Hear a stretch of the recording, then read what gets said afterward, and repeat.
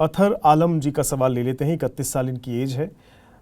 देखते हैं क्या कुछ लिख रहे हैं। I am an investor with a high risk tolerance and a long term investment horizon. I have started SIP with the objective of continuing them from January 2026 to December 2050। 2026 के जनवरी में शुरू किया है और 2050 के दिसंबर तक ये चला के रखेंगे और 10% का स्टेप अप भी करेंगे, ये लिख रहे हैं। और अब एक बार इनका पोर्टफोलियो देख लेते हैं। पोर्टफोलियो में है इनके पास Jio BlackRock flexi cap fund 600 रुपये महीना लगा रहे हैं। Jio BlackRock sector rotation fund 500 रुपये महीना इसमें लगा रहे हैं। बंधन स्मॉल कैप फंड 500 रुपये इसमें लगा रहे हैं। Nippon India Nifty 500 momentum 50 index fund 200 रुपये महीना इसमें लगा रहे हैं। इसके अलावा आईसीआईसीआई प्रूडेंशियल फार्मा फंड 200 रुपये इसमें लगा रहे हैं और आईसीआईसीआई प्रूडेंशियल इंफ्रास्ट्रक्चर फंड 200 रुपये महीना इसमें लगा रहे हैं। और Edelweiss gold and silver ETF fund 200 रुपये महीना इसमें लगा रहे हैं। तकरीबन 2400 रुपये का ये हिसाब बनता है। और साथ में अब लिख क्या रहे हैं, लिख रहे हैं आई एम कंसिडरिंग एडिंग, कुछ विचार कर रहे हैं ये फंड ऐड करने का। तो वो क्या है एक बार बता देते हैं। एडलवाइस रिट्स और इंफ्रास्ट्रक्चर इन्वेस्टमेंट फंड 200 रुपये महीना के हिसाब से ये इसको भी ऐड करने पर विचार कर रहे हैं। 10% स्टेप अप साथ में रहेगा, तो ये इसको लेकर सोच रहे हैं कि ये भी इसमें जोड़ लिया जाए। तो वो सर से ज़रूर समझेंगे कि इसमें करना चाहिए या नहीं। अब इनके क्वेश्चन पर आते हैं। क्वेश्चन लिख रहे हैं, based on this portfolio and investment horizon till December 2050 what could be a realistic corpus range under constructive moderate and optimistic return assumption. तो ये कितना इनको लग रहा है कि ये जानना चाह रहे हैं कि 2050 तक ये कितना कॉर्पस इसके ज़रिए जोड़ पाएंगे नहीं जोड़ पाएंगे, वो जानना चाह रहे हैं। इसके अलावा लिख रहे हैं, does adding the Edelweiss return, जो ये 2 फंड का भी जिक्र किया था, इसको ऐड करना चाहिए। डाइवर्सिफिकेशन ये देगा इनके पोर्टफोलियो को, नहीं देगा, ये जानना चाह रहे हैं, क्योंकि ये बेसिकली रियल एस्टेट से जुड़े हुए रहते हैं फंड। इसके अलावा लिख रहे हैं, is there any fund in my portfolio that should be replaced, increase और रिड्यूस। लॉन्ग टर्म के हिसाब से क्या इनको इनमें से कुछ हटाना चाहिए, घटाना चाहिए, नहीं करना चाहिए, वो जानना चाह रहे हैं।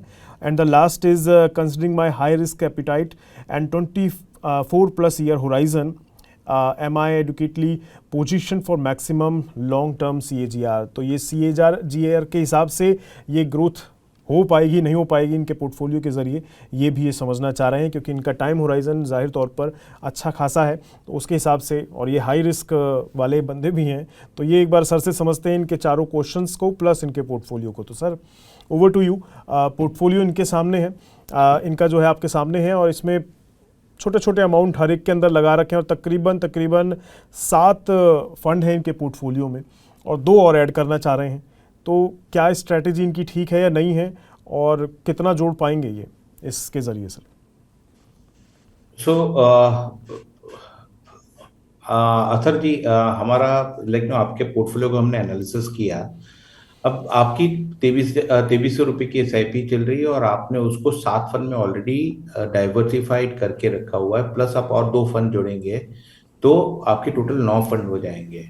आलम जी, यहाँ पे सुझाव ये रहता है कि आप जब भी इन्वेस्टमेंट करते हैं तो एटमैक्स 4 से 5 फंड में ही इन्वेस्ट करें। उससे ज्यादा करने से आपका पोर्टफोलियो ओवर डाइवर्सिफाइड हो जाता है। ओवर डाइवर्सिफिकेशन से आपको रिटर्न मैक्सिमाइज करने में या आपको हेल्प नहीं मिलती है। आप नो मैटर आप कितने भी अग्रेसिव इन्वेस्टर हो, बट अग्रेसिव इन्वेस्टमेंट का मतलब ये नहीं कि आप ज्यादा स्कीम्स अपने पोर्टफोलियो में जोड़े।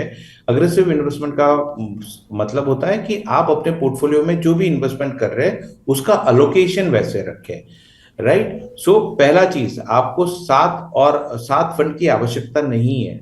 आपका 2300 रुपए का SIP चल रहा है, 2400 रुपए का। आई अज्यूम 2400 रुपए के लिए मैक्सिमम 3 आप फंड सिलेक्ट करेंगे तभी भी चल जाएगा। 500-800 रुपए के 3 फंड रखें, ये भी मेरे हिसाब से ज्यादा है। आप या 1 या 2 ही फंड आप अपने पोर्टफोलियो में रखें। बट आई विल सजेस्ट कि आप, जैसे आपको over a period of time ज्यादा नहीं पड़, आप 10% से अपनी SIP बढ़ाने वाले हैं, ये सिचुएशन में 2 की जगह एटमैक्स 3 फंड सिलेक्ट करें।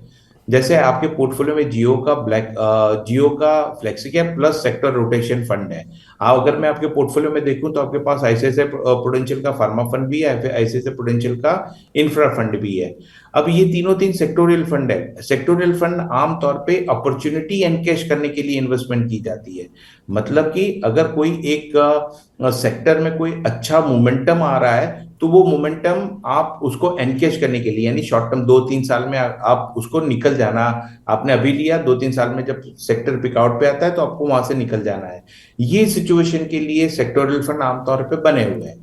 लॉन्ग टर्म इन्वेस्टमेंट के एस्पेक्ट से सेक्टोरल फंड सही स्ट्रेटेजी नहीं होती है, क्योंकि सेक्टोरल फंड में जब साइकिल एंड होती है तो लंबे टाइम के लिए वो साइकिल में स्पार्क करने में टाइम लगता है, राइट। तो सुझाव ये रहेगा कि आप अपने पोर्टफोलियो में जो 3-3 सेक्टोरल फंड रखे हैं, आप उसको वहां पे आप रोके और उसको फ्लेक्सी कैप फंड में डाइवर्ट करें।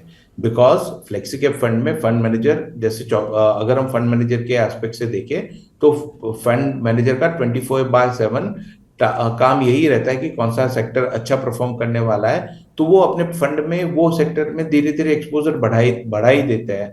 तो ये सिचुएशन में आपको डेडिकेटेड सेक्टोरल फंड रखने की आवश्यकता नहीं है, आप फ्लेक्सी कैप में फंड अपना डाइवर्ट करें। अब आते हैं आपके फ्लेक्सी कैप फंड में, तो आपने जियो का फ्लेक्सी कैप रखा है।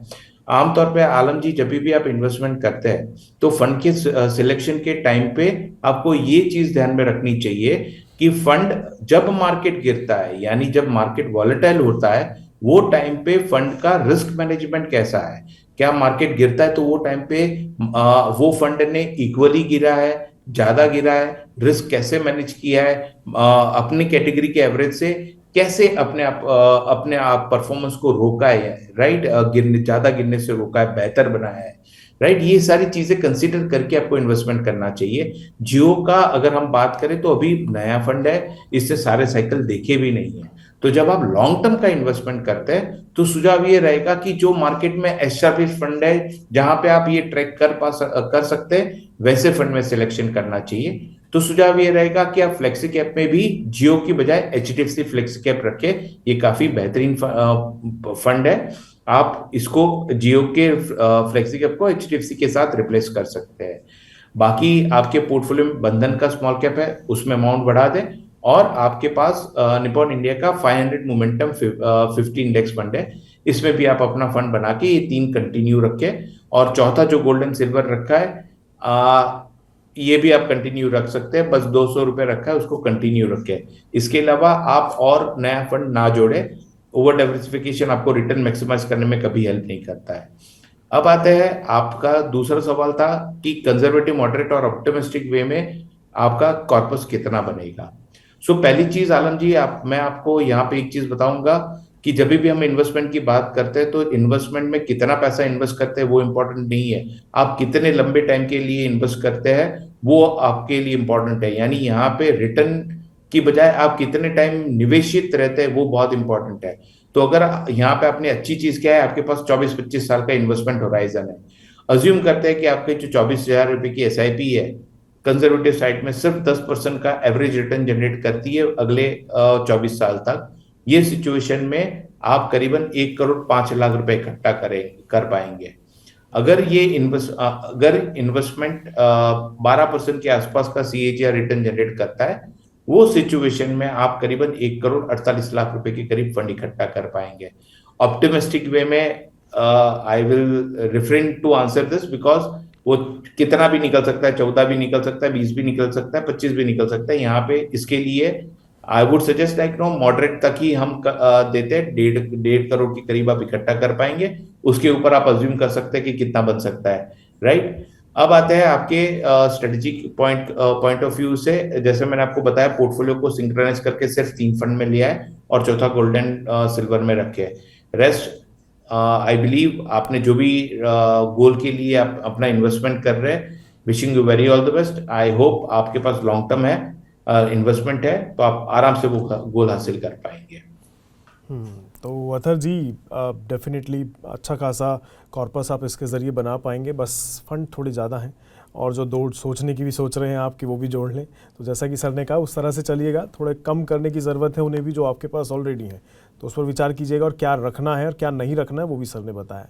तो उस हिसाब से इस पर थोड़ी स्ट्रैटेजी बनाइएगा, एंड डेफिनेटली आपका आगे का जो टाइम है, जो अच्छा खासा लंबा टाइम है, वो बहुत बेहतरीन जाएगा। बस कंटिन्यूटी बनाए रखिएगा, वो ब्रेक मत कीजिएगा।